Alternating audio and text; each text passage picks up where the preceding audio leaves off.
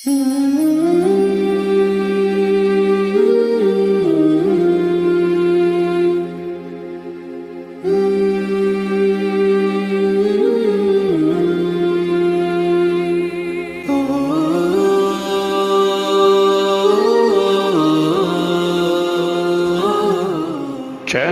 حسین ستارے راہ علم و عمل۔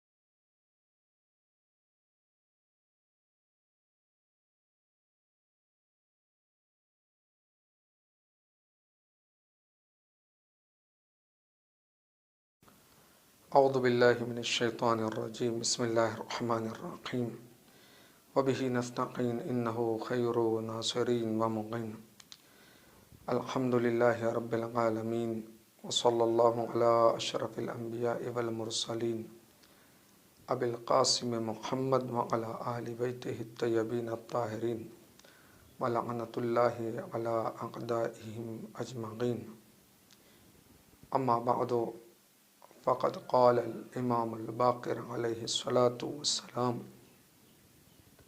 التفقہ فی الدین افضل العبادہ۔ ناظرین کرام، السلام علیکم ورحمۃ اللہ وبرکاتہ۔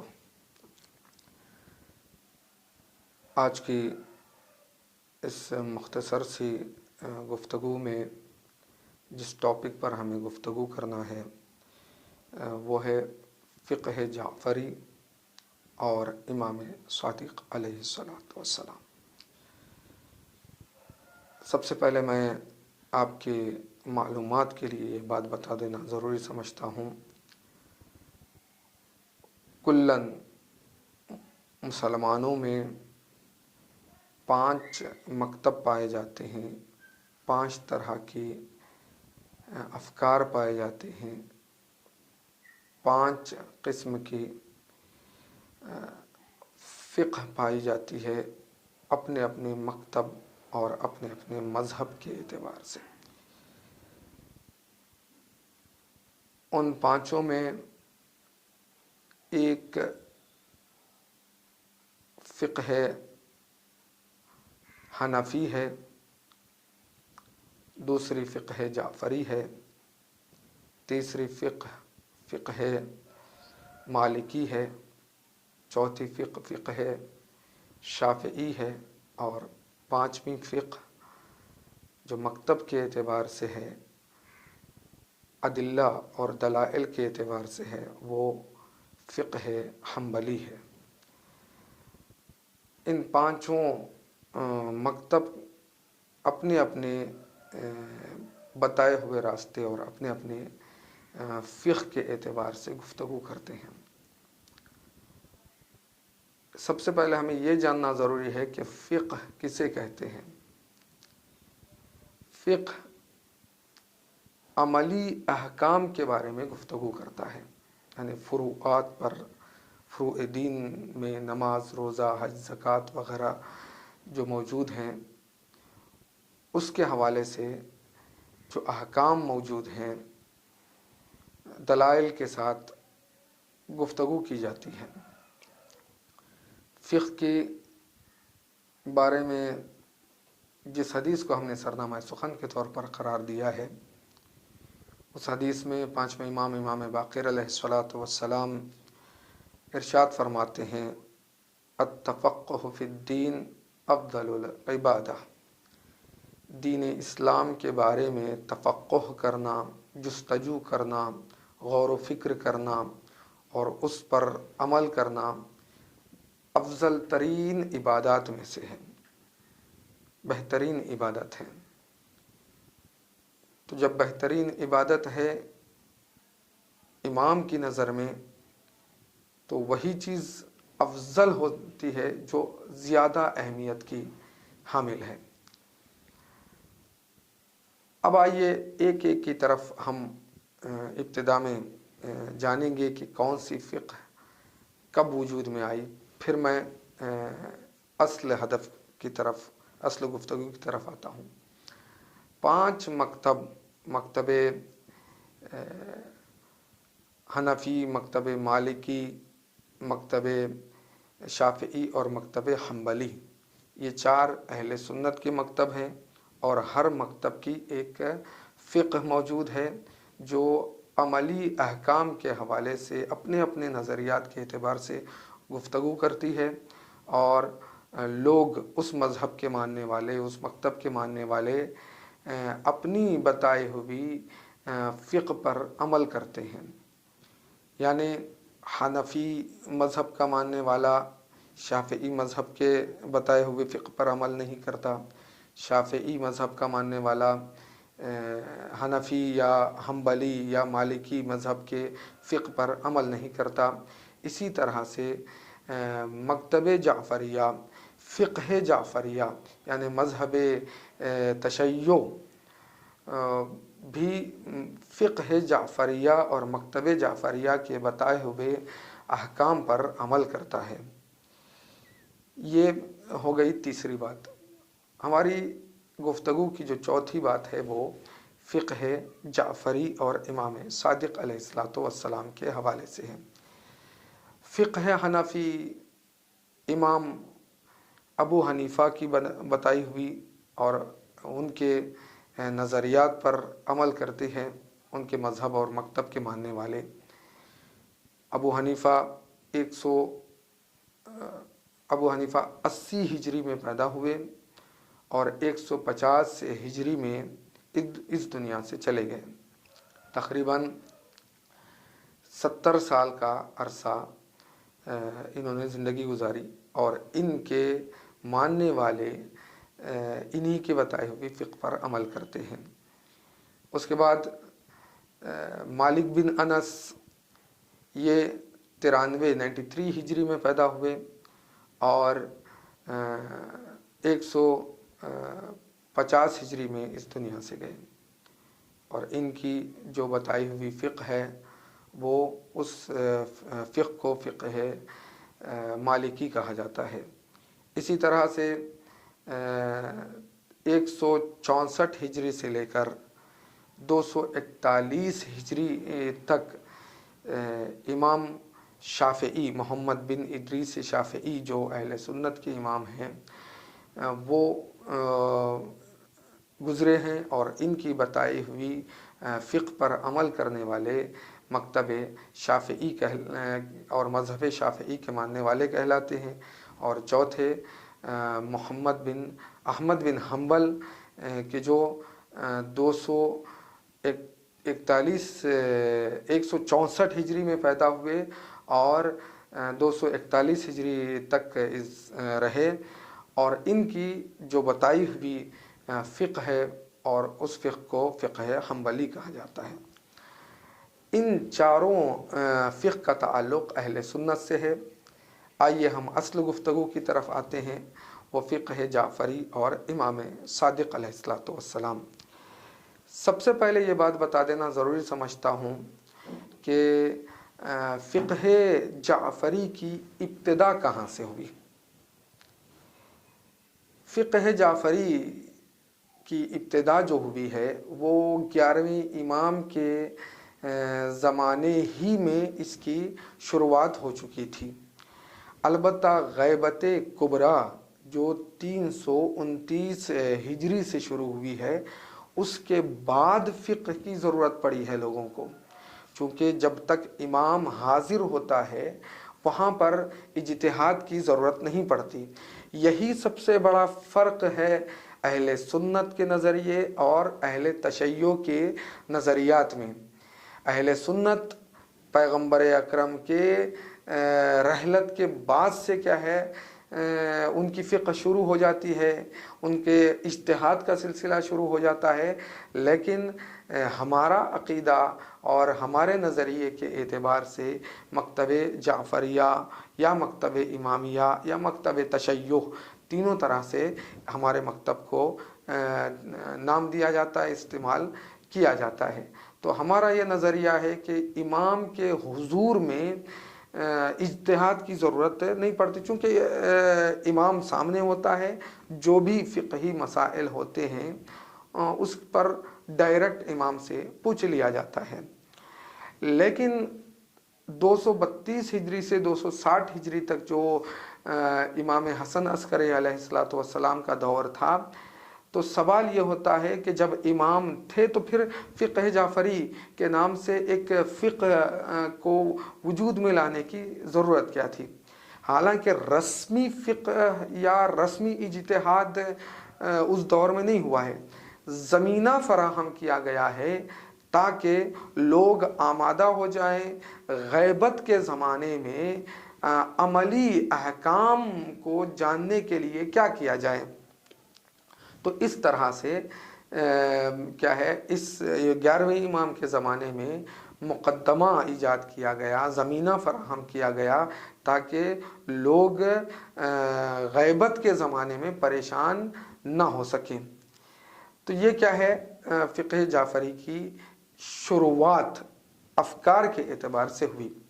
لیکن اس بات کو ذہن میں رکھیں کہ غیبت کبریٰ کے بعد سے جو فقہ کی اشد ضرورت ہوئی، اجتہاد کی اشد ضرورت ہوئی، اس وقت ہمارے علماء جو علماء باعمل تھے، جن کی جو ایکسپرٹ تھے، جن کا رسوخ تھا علم دین میں، انہوں نے تفقہ کیا، غور و فکر کیا اور اس سلسلے کو آگے بڑھایا۔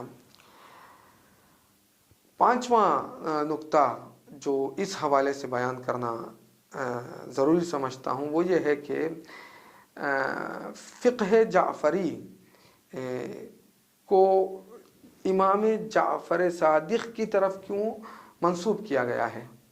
حالانکہ مذہب تشیع مولا کائنات کے ماننے والے ہیں اور مولا کائنات کے بعد 11 امام کے ماننے والے ہیں، تو ابتدا جو مذہب تشیع کی ہوئی ہے وہ پیغمبر اکرم کی رحلت کے بعد سے مولا کائنات کے جو چاہنے والے تھے، ماننے والے تھے، ان کے بتائے ہوئے راستے پر جو چلتے تھے، پیروکار تھے، وہاں سے مذہب تشیع کا آغاز ہو گیا تھا۔ تو پھر اس فقہ کو فقہ علوی کہنا چاہیے تھا، فقہ امامی کہنا چاہیے تھا، فقہ جعفری کی طرف کیوں منسوب کیا گیا؟ تو علماء نے اس کے مختلف جواب دیے ہیں۔ ان میں سے جو مہم جواب ہے وہ یہ ہے کہ چونکہ فقہ کا جو سلسلہ تھا ظاہری اعتبار سے وہ 5ویں امام اور 6 امام کے دور میں کھل کر بیان کیا گیا ہے۔ جتنے بھی احادیث ہمیں ملتے ہیں فقہ کے حوالے سے وہ زیادہ سے زیادہ یا 5ویں امام سے ہیں یا 6 امام سے ہیں۔ چونکہ بنی امیہ اور بنی عباس کے آپسی جنگ کی وجہ سے جو موقع فراہم ہوا تو وہ زیادہ سے زیادہ 5ویں امام اور 6 امام کا زمانہ تھا۔ تو زیادہ جو احکام اور احادیث فقہی اعتبار سے جو ریفر ہوتے ہیں، بیان کیے جاتے ہیں، وہ انہی 2 دور میں خصوصاً 6 امام امام جعفر صادق علیہ السلام کے دور میں پیش آئی ہیں اور زیادہ بیان کی گئی ہیں، اور اس اعتبار سے اس فقہ کو فقہ جعفری کی طرف منسوب کیا گیا ہے۔ 6 نقطہ، پوائنٹ نمبر 6 جو ہے وہ یہ کہ مذہب جعفریہ یا مذہب امامیہ یا مذہب تشیع، شیعہ مذہب یا مکتب جعفریہ کے اس عملی احکام کا بیس کیا ہے، روٹس کیا ہیں، کس بنیاد پر اس عملی احکام پر استنباط ہوتا ہے، اجتہاد ہوتا ہے اور ایک فتویٰ سامنے آتا ہے، وہ بیس کیا ہے؟ سب سے پہلا جو بیس ہے وہ قرآن ہے، اور قرآن کے بعد سنت ہے، سنت نبی اور سنت اہل بیت علیہ السلام۔ اور تیسرا جو ہے وہ جو بیس ہے وہ اجماع ہے، اور چوتھا عقل ہے۔ حالانکہ اہل سنت کے حوالے سے جو نظریہ ہے ان کا، وہ بعض صرف قرآن و سنت کہتے ہیں، اور بعض کیا ہے قرآن سنت اور اجماع علماء کو مانتے ہیں، لیکن عقل کا کوئی اس میں دخل نہیں مانتے۔ لیکن مذہب تشیع میں یہ بات کیا ہے اتھینٹک ہے کہ 4 اصل چیزیں ہیں، وہ قرآن، سنت، اجماع اور عقل۔ سب سے پہلے آیات کو دیکھا جاتا ہے، اگر اس سے کوئی فتویٰ سامنے آ جاتا ہے تو اسی پر اکتفا کیا جاتا ہے۔ اگر بات واضح نہیں ہوتی تو پھر احادیث کی طرف رخ کیا جاتا ہے۔ پھر اگر کیا ہے احادیث کی سے بھی بات حل نہیں ہوتی تو اجماع علماء، یعنی ایک فقہی مسئلے پر زیادہ جو علماء نے زور دیا ہے اسی بات کو ایکسیپٹ کیا جاتا ہے۔ اگر اس سے بھی مسئلہ حل نہیں ہوتا تو پھر عقل کے اعتبار سے بھی ان قرآن، سنت اور اجماع کے ساتھ ساتھ عقل کا بھی سہارا لیا جاتا ہے، تاکہ فقہی مسائل پورے طریقے سے مکمل طور پر واضح اور روشن ہو سکیں، اجتہاد کیا جا سکے، استنباط مکمل طور پر ہو سکے۔ 7واں نقطہ جو آج کی تقریر کا ہے، پوائنٹ نمبر 7، وہ یہ ہے کہ قرآن مجید کے بعد فقہ جعفریہ کا بیس جو احادیث کی شکل میں ہے، وہ مذہب تشیع کی مشہور کتابیں کون سی ہیں جو مستند ہوں اور اس کے ذریعے سے ہمارے مراجع کرام، مجتہدین، علماء استنباط کرتے ہوں فتویٰ نکالنے کے لیے، فتویٰ جاری کرنے کے لیے، وہ کون سے ہیں۔ اس پوائنٹ کو بہت دقت کے ساتھ سنیے۔ قرآن مجید کے بعد احادیث کی جو کتابیں ہمارے پاس موجود ہیں وہ 4 کتابیں ہیں ہمارے پاس، کتب اربعہ کے نام سے جانا جاتا ہے۔ ایک کتاب الکافی یا اصول کافی کہا جاتا ہے، دوسرا کتاب من لا یحذرہ الفقیہ، تیسرا کتاب تہذیب الاحکام، اور چوتھا کتاب الاستبصار۔ یہ 4 اصل اور اساسی کتابیں ہیں احادیث اور روایات کی، کہ جن کے ذریعے سے ہمارے علماء، مجتہدین اور مراجع کرام کسی فتوے کو جاننے کے لیے اس قرآن کے ساتھ ساتھ ان 4 کتابوں میں موجود احادیث کی طرف رجوع کرتے ہیں اور اسی کے حوالے سے فتویٰ جاری کرتے ہیں۔ تو یہ فقہی استنباط اور اجتہاد کے لیے مذہب تشیع اور فقہ جعفریہ میں، مکتب جعفریہ یا مکتب امامیہ میں 4 کتب اربعہ کے نام سے جانے جاتے ہیں۔ وہ 4 کتابوں کے نام ذہن میں رکھیے۔ اب سوال یہ پیدا ہوتا ہے، 8واں نقطہ، سوال یہ پیدا ہوتا ہے کہ یہ کتابیں کب اور کس نے لکھی۔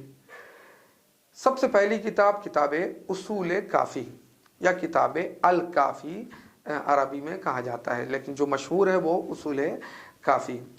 اصول کافی کب لکھی گئی اور کس نے اصول کافی لکھی، یہ سوال ہے، اور یہ بہت مہم سوال ہے۔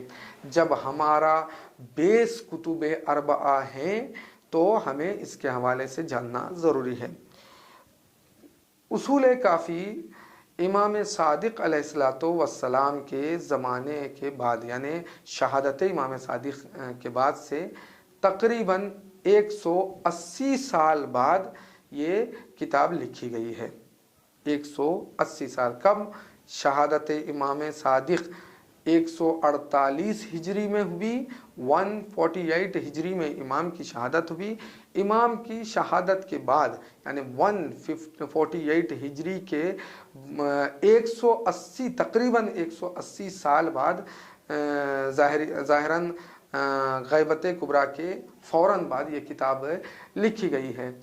تو اس کے لکھنے والے اصول کافی کے، کتاب الکافی کے جو اجتہاد کی قرآن کے بعد جو پہلی کتاب ہے روایات اور احادیث کی، جس کے ذریعے سے فتویٰ بیان کیا جاتا ہے فقہ جعفری کے علماء کے ذریعے، وہ ہے اس کے لکھنے والے اصول کافی کے جناب شیخ کلینی ہے۔ جناب شیخ کلینی نے اس کتاب کو مرتب کیا ہے۔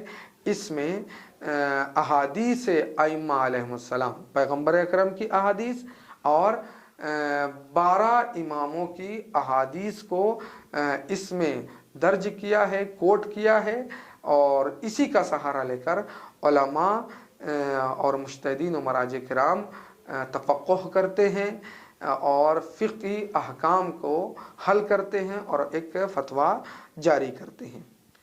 دوسری جو ہماری عظیم کتاب ہے، 4 کتابوں میں کتب اربعہ یعنی 4 کتابوں میں سے جو دوسری کتاب ہے احادیث کی، جو معتبر اور مضبوط کتاب ہے فقہ جعفری کے ماننے والوں کے لیے، مذہب جعفریہ کے لیے، وہ کتاب من لا یحذرہ الفقیہ۔ یہ کب لکھی گئی؟ تقریباً 240 سال کے بعد، یعنی امام جعفر صادق علیہ السلام کی شہادت کے 240 سال بعد اس کتاب کو ترتیب کیا گیا۔ اس کے لکھنے والے جناب محمد بن علی ابن بابویہ قمی ہیں، کہ جو شیخ صدوق علیہ الرحمہ کے نام سے مشہور ہیں۔ جناب شیخ صدوق علیہ الرحمہ کی بہت ساری کتابیں ہیں، ان میں سے فقہی کتاب جو معتبر کتاب مانی جاتی ہے وہ من لا یحذرہ الفقیہ ہے۔ تیسری جو کتاب ہے وہ تہذیب الاحکام ہے۔ یہ کب لکھی گئی؟ تقریباً شہادت امام صادق کے 310 سال بعد اس کتاب کو لکھا گیا۔ شہادت امام صادق کے 310 سال بعد، یعنی تقریباً 5ویں صدی سمجھ لیں۔ 5ویں صدی میں، دوسری صدی میں امام کی شہادت ہوئی ہے، اور 310 سال بعد یعنی 5ویں صدی میں شیخ طوسی علیہ الرحمہ نے اس کتاب کو لکھا ہے، تہذیب الاحکام کو۔ اور چوتھی کتاب بھی الاستبصار، جو فقہی استنباط اور اجتہاد کی معتبر کتاب ہے، جس میں احادیث اور روایات بیان کیے گئے ہیں احکام کے حوالے سے، وہ کتاب الاستبصار ہے۔ یہ بھی شیخ طوسی علیہ الرحمہ نے اپنے ہی دور میں تقریباً اسی 310 سال کے آس پاس اس کتاب کو لکھا گیا ہے۔ تو یہ 4 کتابیں ہوئیں مذہب جعفریہ کے قرآن کے بعد فقہی مسائل کو استنباط اور اجتہاد کرنے کے لیے علماء اور مراجع کرام، مکتب تشیع کے، اہل تشیع کے شیعہ حضرات ان احادیث کی کتابوں کی طرف رجوع کرتے ہیں اور قرآن اور احادیث کو جمع کر کے ایک فتویٰ نکالتے ہیں۔ تو اس طرح سے یہ کتب اربعہ 4 کتابیں لکھی گئی ہیں۔ البتہ ہمیں یہاں پر گفتگو کرنے کی ضرورت نہیں ہے کہ اہل سنت کے جو فقہی منبع اور روٹس ہیں، وہ بیس کیا ہے، وہ ہمیں یہاں پر گفتگو کرنے کی ضرورت نہیں ہے، چونکہ ہمارا جو آج کا عنوان گفتگو ہے وہ فقہ جعفری اور امام صادق علیہ السلام۔ جب ہم نے فقہ جعفری کے حوالے سے گفتگو کر لی تو ایک بات بتانا ضروری سمجھتا ہوں، حالانکہ ابتدا میں اس کو بیان کرنا چاہیے تھا، لیکن مشکل نہیں ہے، ابھی اس کو بیان کر دوں۔ وہ یہ ہے کہ تقریباً علامہ ہلی کے زمانے تک جو مذہب شیعہ کے بہت بڑے عالم گزرے ہیں جن کا احسان ہے ہماری گردنوں پر، ان کا ذکر کرنا چاہیے اور ان کی کتابوں کو پڑھنا چاہیے۔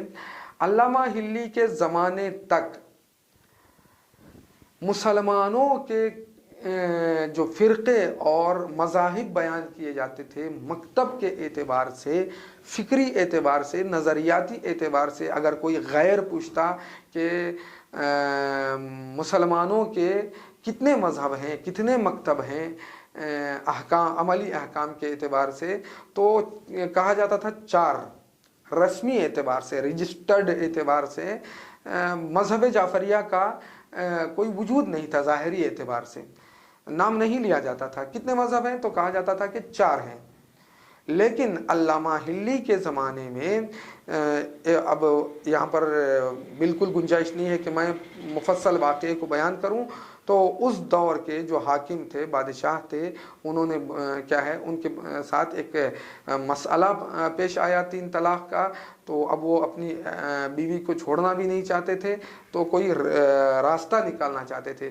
چاروں مذہب کے علماء کو بلایا، لیکن مسئلہ حل نہیں ہوا، تو اس وقت علامہ ہلی کو بلایا۔ علامہ ہلی نے مسئلے کو حل کیا پورے دلائل کے ساتھ۔ تو اس وقت کے بادشاہ نے اعلان کیا کہ مذہب جعفریہ بھی اسلام کا ایک مذہب ہے۔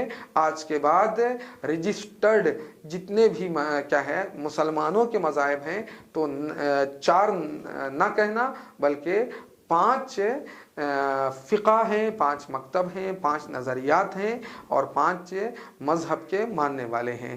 تو یہ مذہب جعفریہ علامہ ہلی کے زمانے تک رجسٹرڈ نہیں تھا، لیکن علامہ ہلی کے زمانے میں ان کی علمی کاوشوں کی وجہ سے وجود میں آیا۔ یہ 9 نقطے اب تک ہم نے بیان کیے۔ آئیے فقہ جعفری اور امام صادق علیہ السلام کے حوالے سے گفتگو کی جائے۔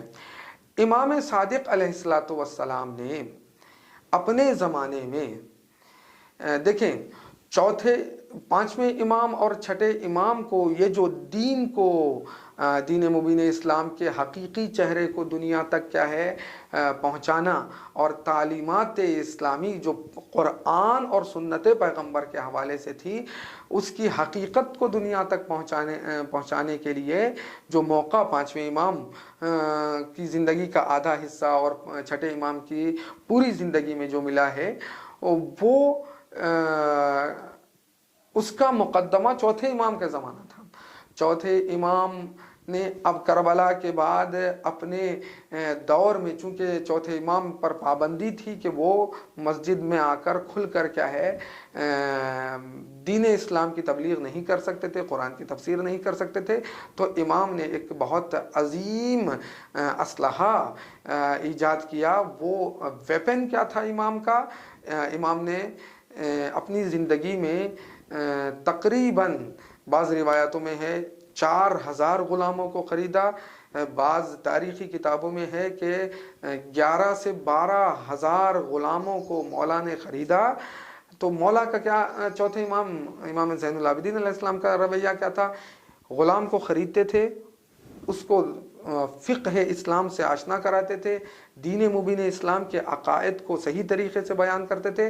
جب امام کو اطمینان ہو جاتا تھا کہ یہ شخص مکمل طور پر کیا ہے تیار ہو چکا ہے علمی اعتبار سے، تو امام اس کو آزاد کر دیتے تھے۔ وہ جاتا تھا اور جا کر اپنے علاقے میں، اپنے خاندان میں، اپنے قبیلے میں، اپنے گاؤں قریے میں تبلیغ کرتا تھا۔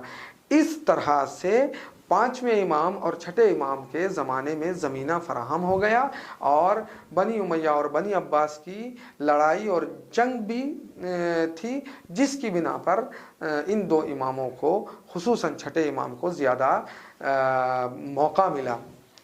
6ٹھے امام نے اصول دین کے ساتھ ساتھ، یعنی صحیح عقائد کو بیان کرنے کے ساتھ ساتھ، جو عظیم کام کیا ہے امام نے، وہ کام کیا ہے، فقہ جعفری کی بنیاد رکھی۔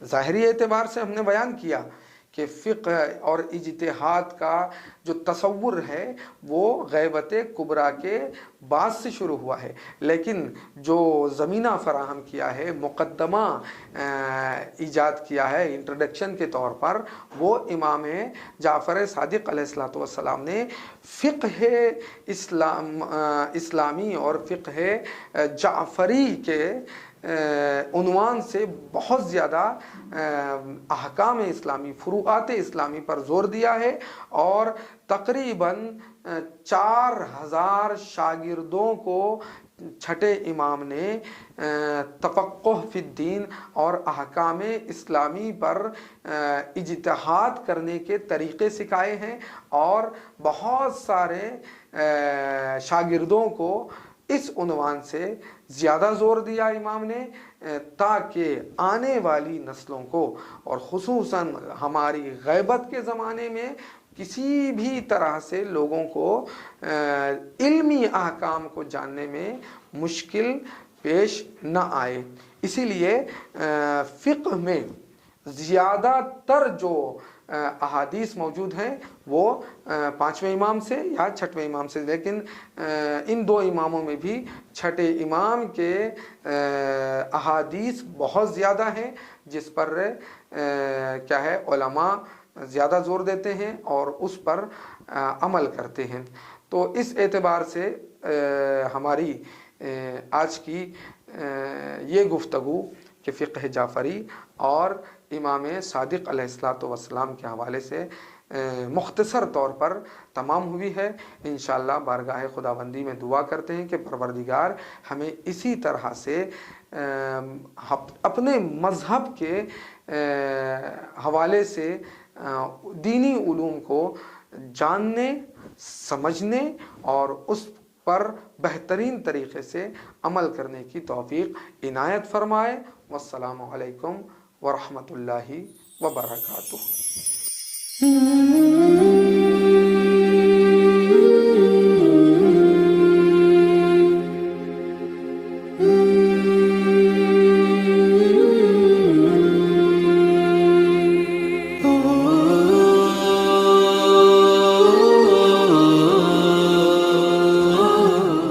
چینل حسین ستارے، راہ علم و عمل۔